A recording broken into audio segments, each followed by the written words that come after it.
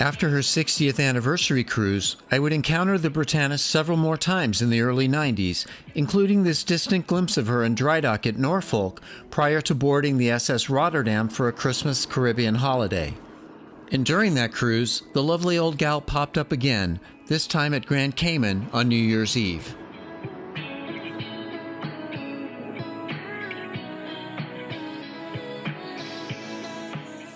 If only I had a dime for every time someone on Rotterdam made a disparaging comment about the BRITANIS. Most of them probably had no idea that she was the former Matsonia and the final passenger carrying Lurleen. The footage for this top-to-bottom deck tour was from my final visit to BRITANIS when she was still operating as a Miami-based cruise ship on a rainy late February afternoon in 1994.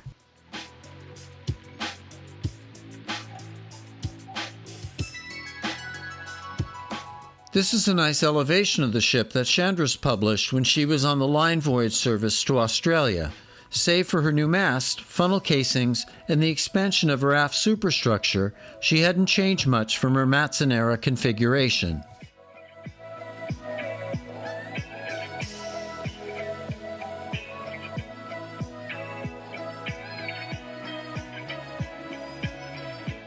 Not including Monkey Island, BRITANIS had 9 passenger decks, beginning with an open observation platform above the bridge on sun deck.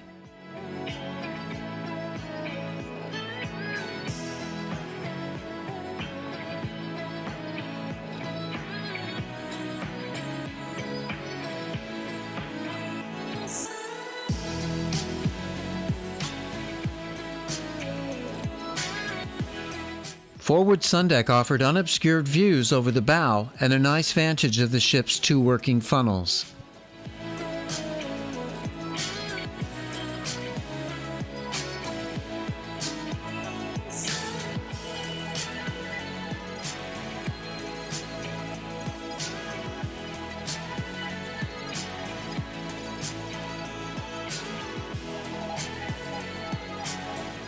The mid and aft portions of sun deck were just a half deck level above boat deck. BRITANIS was one of those rare ships with a sports court located between her 2 funnels.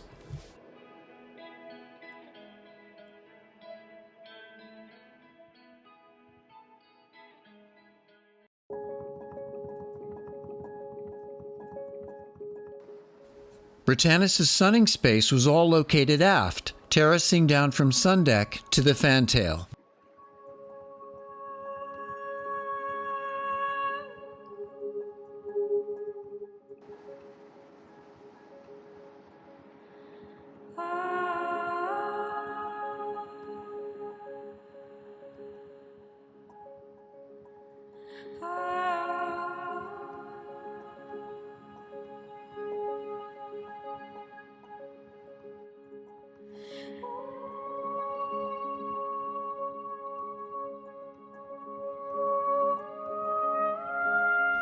The teak-lined boat deck began with the partially enclosed bridge wings and continued aft under the davits and a canopy of lifeboats.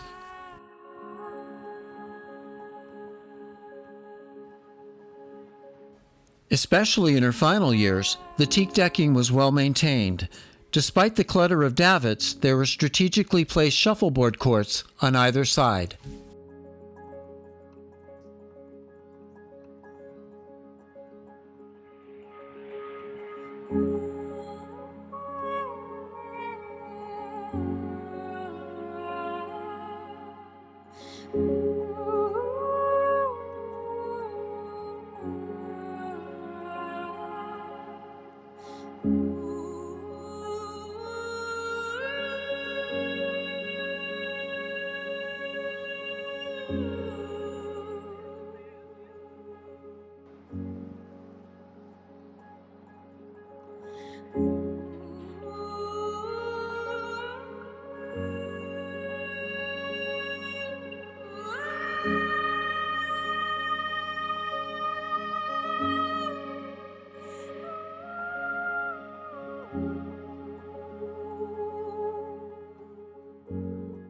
Promenade deck began with a small block of cabins.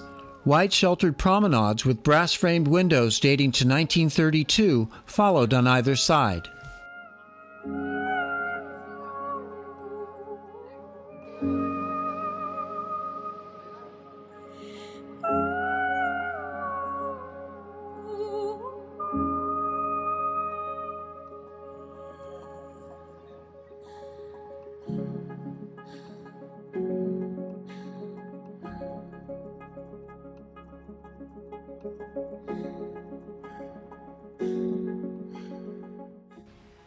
Normally, the welcome aboard buffet would be held by the pool, but on this rainy day, it was offered in the shelter of the port promenade.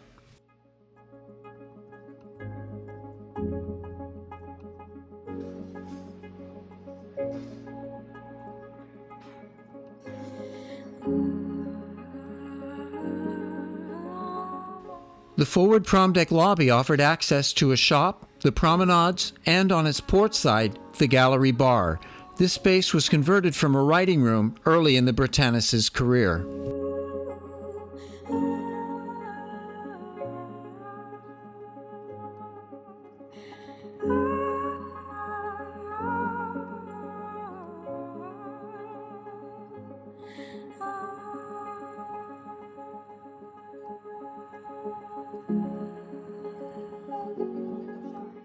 On the starboard side, the former reading room was transformed into a shopping arcade.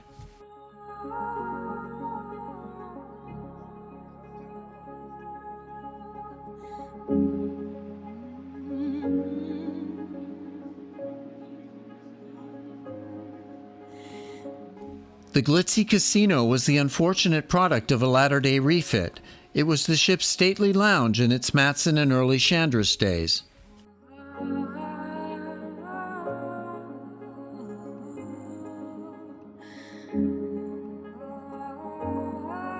Promenade deck continued with the Fantasy Lounge, which retained its layout from the Matsonia smoking room era. On the forward port side of the Fantasy Lounge, the gallery featured zodiac art panels removed from the SS President Roosevelt when that ship was converted to Chandris' Atlantis.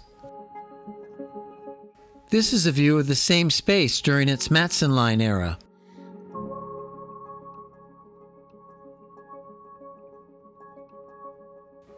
On the forward starboard side of the Fantasy Lounge, the TV room had a mix of original Matson Line fittings and velour seating that was purchased from Homeline's Homeric of 1986.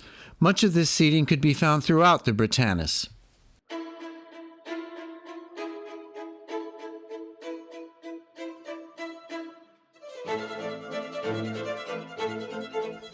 The center portion of the Fantasy Lounge was home to a dance floor and an original Matsonia folding screen depicting Hawaiian dance rituals.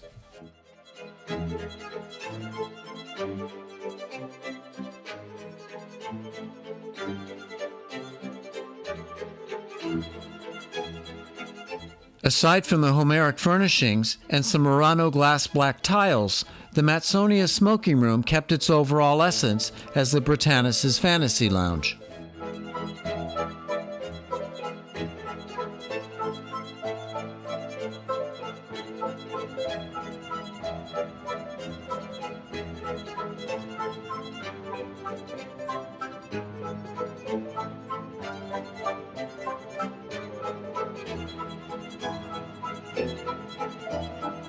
The aft starboard portion of the Fantasy Lounge had some of the ship's most important artworks, including a painting from the since-scrapped Elenice, the former third Lurline, built in 1932.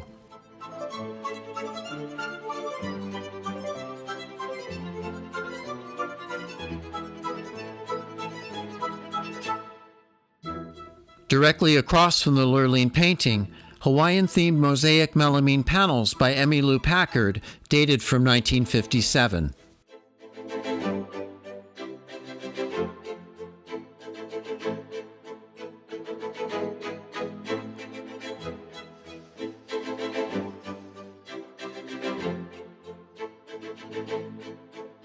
The smoke bar, which adjoined the Fantasy Lounge on its aft port side, was an original Matsonia fixture from 1957. It had one of the ship's most beautiful mosaics by Emmylou Packard, entitled Hawaiian Story of Creation.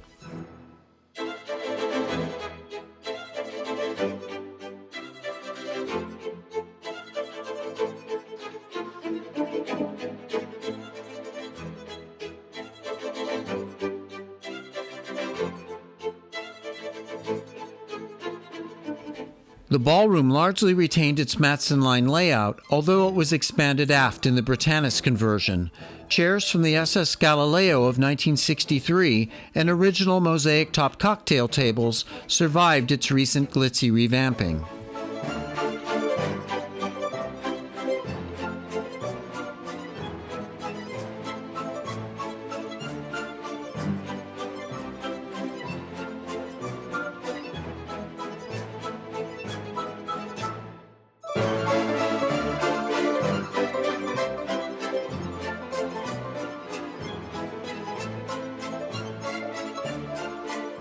Upper deck was mostly accommodations, but its forward foyer featured some original Matsonia panels.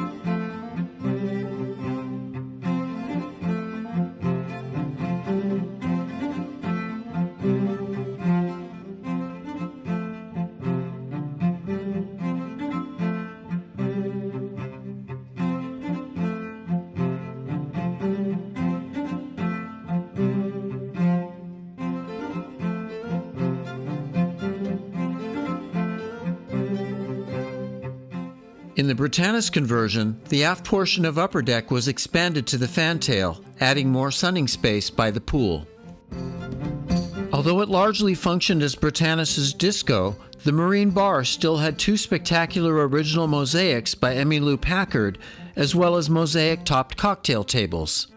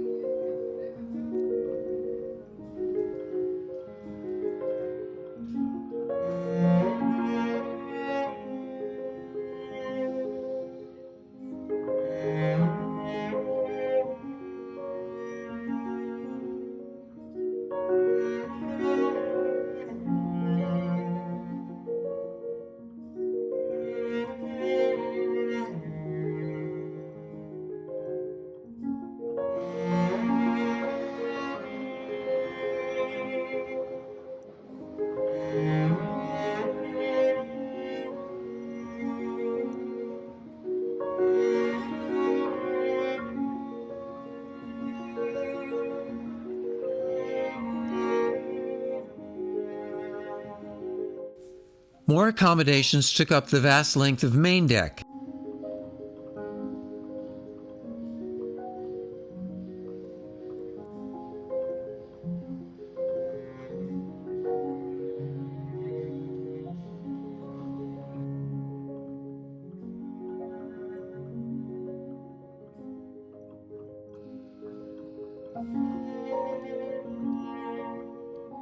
Near the stern on main deck, the library and card room on the starboard side, save for the furnishings, was basically structurally unaltered.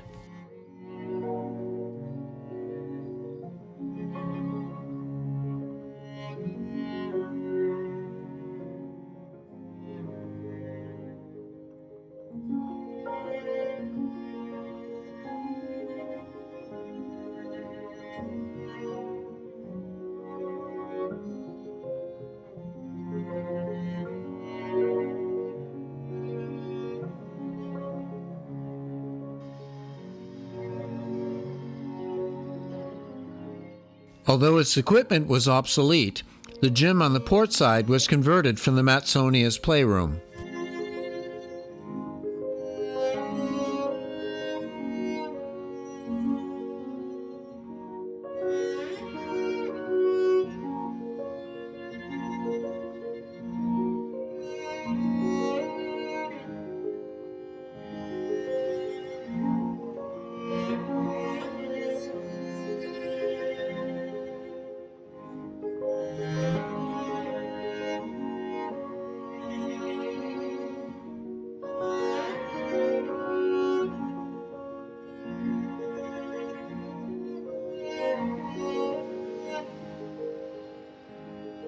The aft steering station where Elvis posed on his November 1957 voyage to Hawaii was moved from upper deck to main deck in the BRITANIS conversion.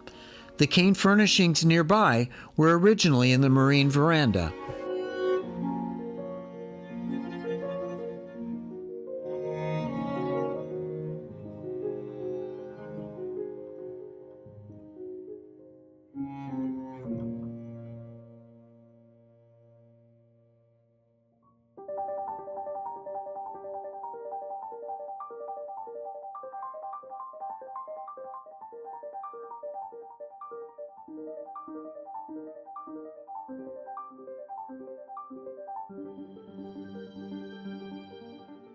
Aruba deck had more accommodations, and the main entrance lobby, which was largely original from the Matsonia times.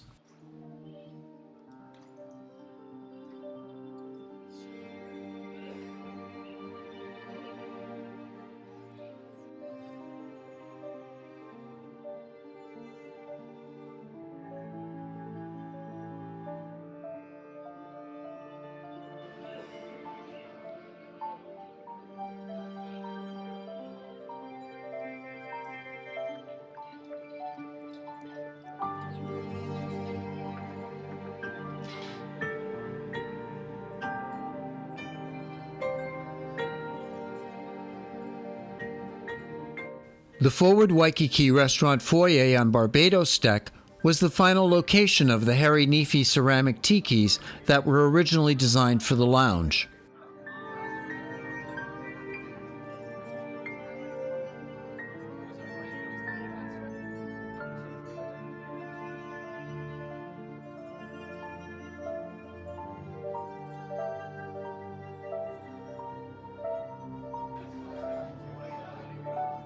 Although its furnishing was updated, the Waikiki restaurant was largely original with its tiki centerpieces and dome central ceiling.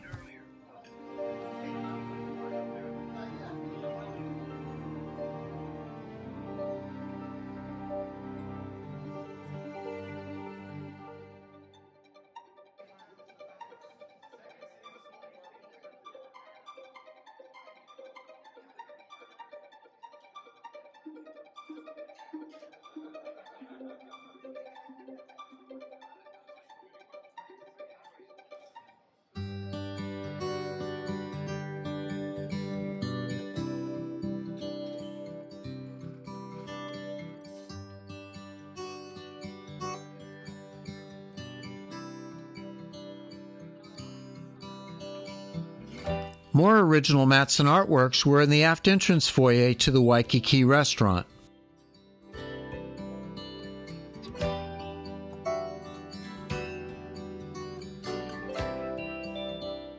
The aft-situated Coral restaurant was added in the BRITANIS conversion when the ship's capacity was doubled. It actually improved with various refits, which added much-needed color and artwork.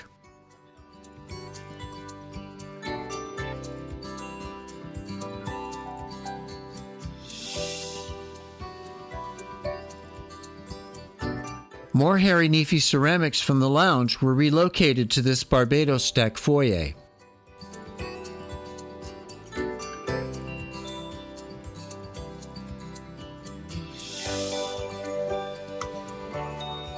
Caracas deck had cabins that were converted from Matson-era crew spaces. All the way down on Dorado deck, the cinema was an enduring Matson-era feature.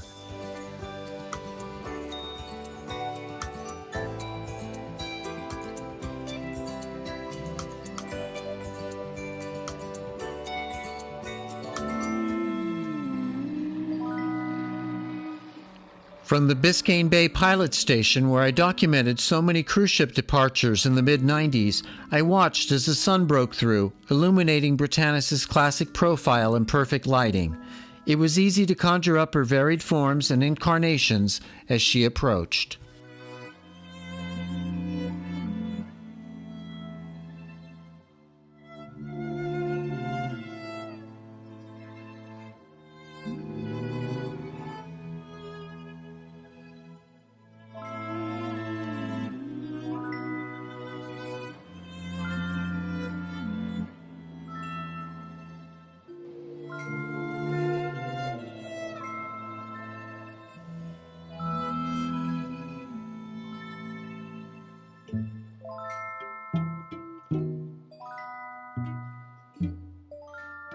Although I would document her again, these would be my last views of her doing what she did best, taking passengers on an affordable, fun-filled holiday cruise.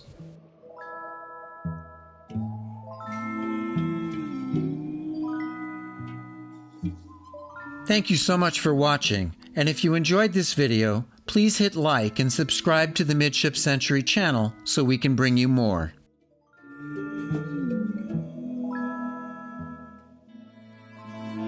Also available from Midship Century is our latest DVD, Torn Castle, which tells the story of the RMS Windsor Castle from her glory days to her sad demise at Alang.